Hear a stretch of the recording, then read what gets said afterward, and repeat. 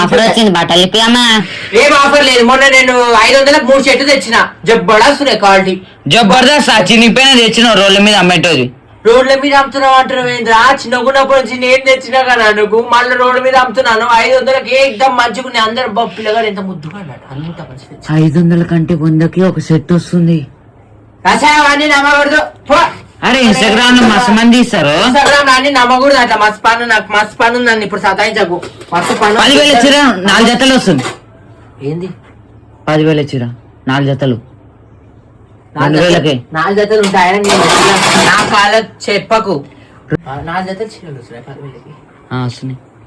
ఓయమ్మా అది రేపు అందరు అమ్మలొక్కలు అదే కొంటురా. పక్కిట ఆంటీ ఉన్నది.